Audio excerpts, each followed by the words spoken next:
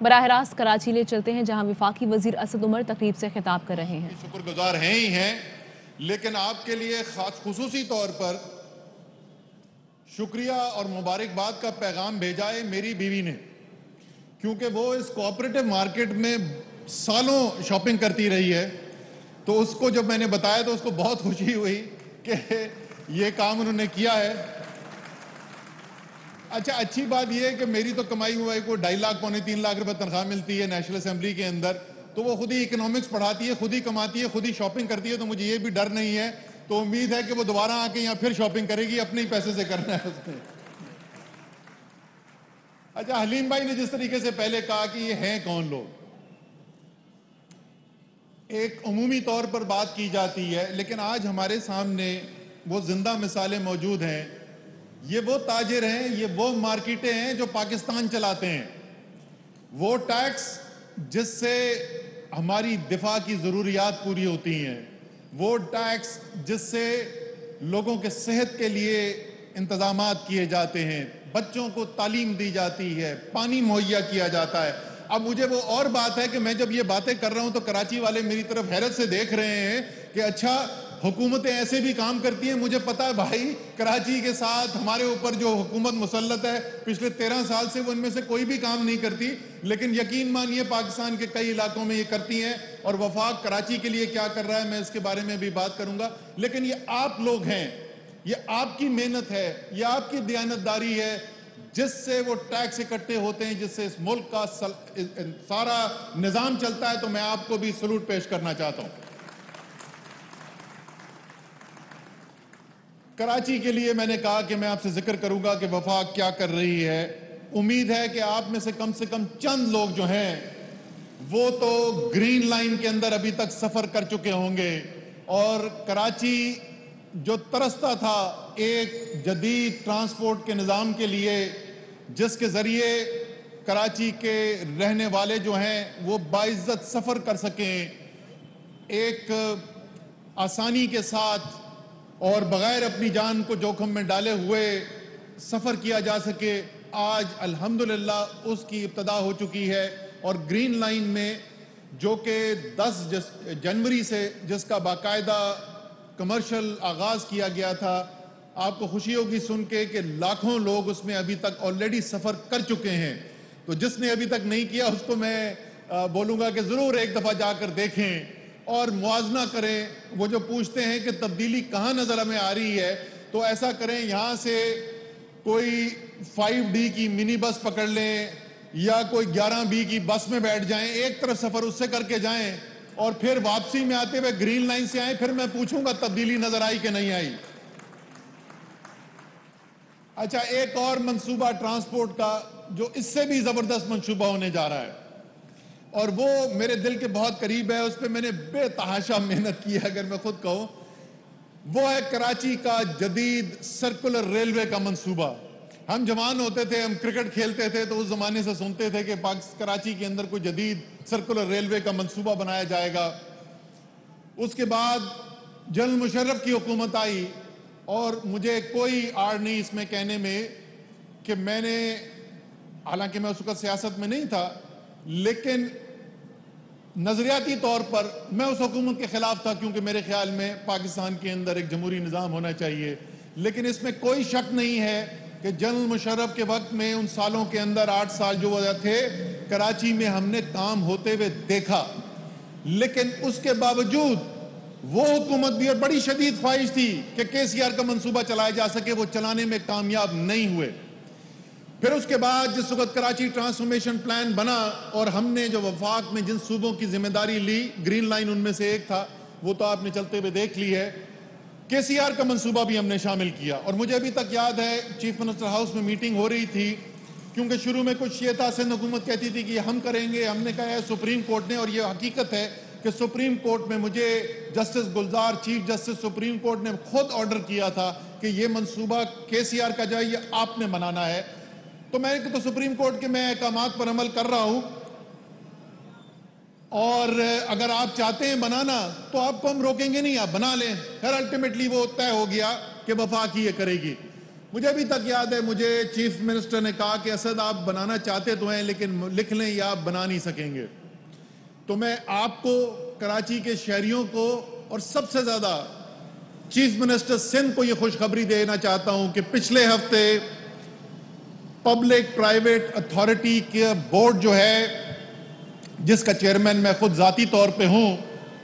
ہم نے Karachi circular railway کے ٹرانزیکشن سٹرکچر کی حتمی منظوری دے دی ہے۔ انشاءاللہ تعالی فروری کے ماہ میں ایکنیک کی منظوری ہو جائے گی، اور جیسے دنیا کے شہروں میں بہترین آپ کو ٹرین چلتی ہوئی نظر آتی ہے، انٹرسٹی ٹرین، انشاءاللہ تعالی وہ ٹرین کراچی کے اندر بھی آپ کو چلتی ہوئی نظر آئے گی۔ پانی کا ذکر ہو رہا تھا، پانی کا، خیر سارے پاکستان میں آپ جہاں پہ بھی جائیں گے تو آپ عوام سے اگر بات کریں گے تو وہ پانی مانگتے ہیں۔ کراچی ترسا ہوا پانی کے لیے، بوند بوند پانی کے لیے ترسا ہوا۔ میرے اپنے گھر میں، حالانکہ ہمارے پاس ایک انتہائی محنتی ایم پی اے شہزاد قریشی بھی ہے، ایک انتہائی محنت کرنے والے دیانتدار ایم این اے آفتاب صدیقی بھی ہیں، لیکن ان کے ہوتے ہوئے بھی ہمارے گھر پانی نہیں آتا، ہم ٹینکر سے ہی پانی خرید کے ڈالتے ہیں۔ اس مسئلے کو حل کرنے کے لیے K4 کا منصوبہ سندھ حکومت یہ منصوبہ کر رہی تھی، وفاق نے نصف اس کا پیسہ دینا تھا، 1/2 سے زیادہ منصوبے پہ کام ہوتا رہا، منصوبہ کہیں بھی حتمی شکل نہیں نظر آئی، آخر کار منصوبہ رک گیا۔ جب کراچی ٹرانسفارمیشن پلان بنا تو ہم نے یہ ذمہ داری قبول کی، اور اس دفعہ ہم نے کہا کہ ہمیں نصف پیسہ نہیں، 100% ذمہ داری وفاق لے گا کراچی کو پانی پہنچانے کی۔ یہ جس کے پہلے فیز کے اندر 26 کروڑ گیلن پانی آنا ہے کراچی کے اندر، اس کی ذمہ داری وفاق لے گا۔ اور آپ کو خوشی ہوگی کہ پیر کے دن، سن لیجئے، پیر کے دن، آنے والا پیر جو ہے، پیر کے دن 31 جنوری کو ایکنیک کی میٹنگ ہے، جس کے اندر 100 ارب سے زیادہ روپے کی لاگت سے وفاق یہ منصوبہ مکمل کرنے کے لیے جا رہا ہے، اور انشاءاللہ تعالی 2023 کے آخر سے پہلے کراچی کے اندر 26 کروڑ گیلن پانی پہنچا دیا جائے، اور امید ہے جیسے میں نے کہا کہ 2023 کے آخر سے پہلے کراچی کو پانی پہنچا دیا جائے گا۔ لیکن کراچی کے اندر تو پانی کی ترسیل کراچی واٹر سیوریج بورڈ نے کرنی ہے، سندھ کی حکومت اس کو کنٹرول کرتی ہے، تو اس سے پہلے ایک لوکل حکومت کا، مقامی حکومت کا الیکشن ہونے جا رہا ہے۔ اس کی آخر میں ذرا تفصیل سے بات کروں گا، اور پھر اگلے سال ایک جنرل الیکشن ہونے آ رہا ہے انشاءاللہ تعالی۔ ان دونوں الیکشن کے اندر کراچی کے عوام، جو پیپلز پارٹی نے کراچی کے ساتھ کیا ہے، نہ صرف اس کا قرضہ چکائیں گے بلکہ منافع کے ساتھ چکائیں گے، اور نہ پیپلز پارٹی کے پاس یہ مقامی حکومت بچے گی، نہ سندھ کے اندر ان کی حکومت بچے گی۔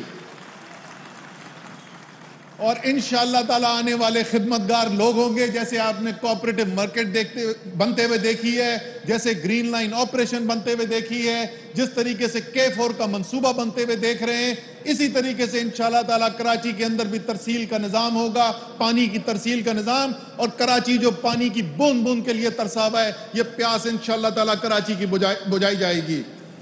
ایک اور مسئلہ، اور وہ بہت سارے مسئلوں سے جڑا ہوا، کراچی کا ایک دیرینہ مطالبہ کہ مردم شماری کے اندر کراچی کی آبادی کو پورا ظاہر نہیں کیا جاتا۔ اچھا، اس کام کے اوپر سیاست بڑی پارٹیوں نے کی، یہ بھی آپ سمجھتے ہیں، اب تو جمہوری نظام آپ لوگ دیکھ چکے ہیں، بہت عرصے سے دیکھ رہے ہیں، الیکشن ہوتے ہیں، لوگ وعدے کرتے ہیں۔ یہ جو سیاسی پارٹیاں ہیں، ان کی سیاست اس میں چلتی ہے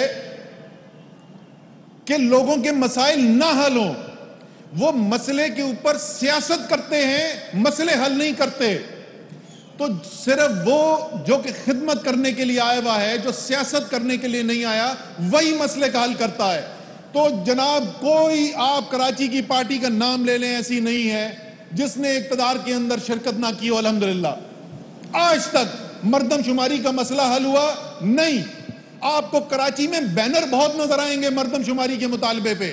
کہیں جماعت اسلامی کے، کہیں پیپلز پارٹی کے، کہیں ہمارے اتحادی MQM کے،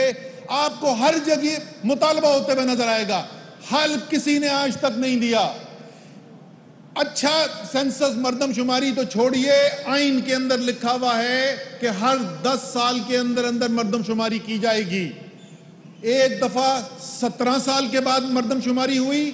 ایک دفعہ 19 سال کے بعد مردم شماری ہوئی۔ یہ ساری پارٹیاں یا اقتدار کے اندر شریک یا تماشا دیکھتی رہی، کوئی مردم شماری وقت پر نہیں کرا سکا۔ یہ تحریک انصاف کی حکومت ہی ہے، یہ عمران خان کی حکومت ہی ہے کہ جس CCI مشترکہ مفادات کونسل کے میٹنگ کے اندر حتمی فیصلہ ہوا پچھلے الیکشن کا، اسی مشترکہ مفادات کی کونسل کی میٹنگ کے اندر فیصلہ کیا گیا کہ فی الفور اگلا مردم شماری کرانی ہے۔ تحریک انصاف دنیا کے بہترین مردم شماری کرانے کا جو طریقے ہیں، بیسٹ پریکٹسز دنیا کی اپنائی جا رہی ہیں، یہ ٹیکنالوجی کی دنیا ہے، ڈیجیٹل سینسس کرایا جا رہا ہے۔ میں نے پرسوں ہی وزٹ کیا تھا ہمارے پاکستان بیورو اسٹیٹسٹکس، وہ بھی پلاننگ منسٹری کا ہی حصہ ہے، جس طریقے سے یہ پبلک پرائیویٹ پارٹنرشپ اتھارٹی جس کا میں نے ذکر کیا تھا، یہ دونوں پلاننگ منسٹری کا حصہ ہے۔ PBS کے اندر کنٹرول روم بن رہا ہے، اس میرے خیال میں اگلے 15-20 دن میں تیار ہو جائے گا۔ انشاءاللہ تعالیٰ میڈیا کے ذریعے آپ سب دیکھیں گے کہ کس قسم کے انتظامات کیے جا رہے ہیں۔ مئی میں یہ پہلی دفعہ ہوگا کہ مردم شماری کرنے سے پہلے ایک پائلٹ پروجیکٹ کیا جائے گا، اس میں اگر کوئی خرابی کمزوری نظر آئے گی تو بہتری کی جائے گی، پھر مردم شماری ہوگی، پھر مردم شماری ختم ہونے کے بعد آڈٹ بھی کیا جائے گا، تینوں فیز کیے جائیں گے، اور یہ سب کام مکمل کرنے کے بعد انشاءاللہ تعالی دسمبر 2022 میں حتمی اعلان اس مردم شماری کا کیا جا چکا ہوگا، اور انشاءاللہ تعالی کراچی والے دیکھیں گے کہ پہلی دفعہ کراچی کی مردم شماری میں وہی حقیقت نظر آ رہی ہے جو کراچی کی سڑکوں پر نظر آتی ہے۔ اب آخری میں ذرا مقامی حکومت کے میں قانون کی دوبارہ بات کروں گا۔ دیکھیں، ہم وفاق میں یقین رکھنے والے لوگ ہیں، ہم لسانیت کی سیاست میں یقین نہیں رکھتے۔